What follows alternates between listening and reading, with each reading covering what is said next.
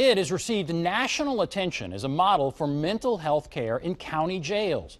But we discovered, in the midst of a mental health crisis, many of the beds at the Behavioral Care Center in Davidson County are empty, not being used. Sheriff Darren Hall defended the program he started. It has been in the news and received a lot of praise since opening in the fall of 2020. You'll have nurses here 24 hours a day, mental health professionals.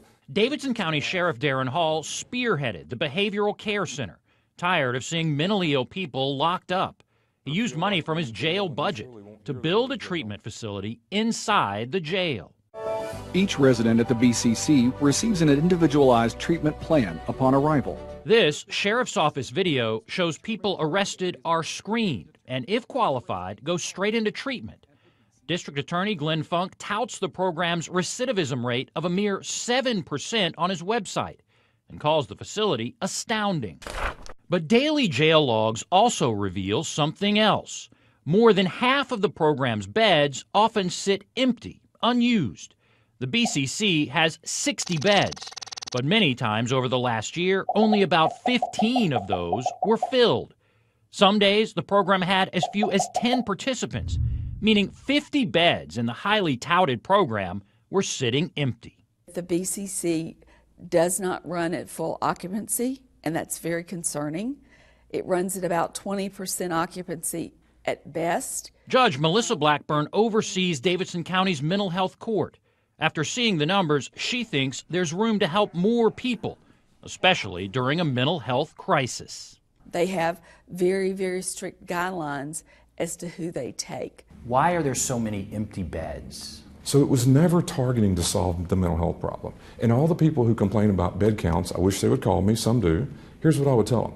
You weren't around helping me design what we needed. So are you disappointed that it's only about 20 to 30% full? No, it only is designed to treat a certain type of mental illness.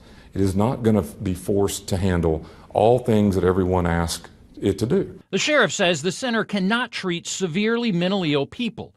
There are no locks on the doors. It's designed for people who need basic help, like getting back on their meds, to keep them out of the criminal justice system. It's not designed to handle people who don't understand what day it is and the rules and so forth. They have to agree to be there. But projections from years ago when it was being built calculated half of everyone arrested would qualify for the BCC, and its beds would be full. I'm being asked, why aren't there as many people going in? I'm saying, why aren't there as many people coming to the jail? The sheriff says arrests are down dramatically. When he planned the BCC, he says 100 people a day were being arrested. That number went down during COVID and has not gone back up. He says now 60 people a day are arrested. The arrest numbers are down significantly, right? Someone needs to be asking the question, right?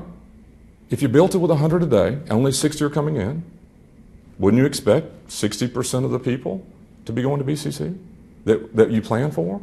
And I got caught up because... Yet mental health cases have dominated headlines. Okay. News Channel 5 Investigates questioned Judge Blackburn about this man, Johnson Lloyd, who sat in the Davidson County Jail for nearly a year, waiting on a mental health evaluation. When he was finally found incompetent, he was released. He then went up to Bowling Green, where he was arrested for raping a woman. I know that we have individuals in mental health court that we feel desperately need to be at the BCC.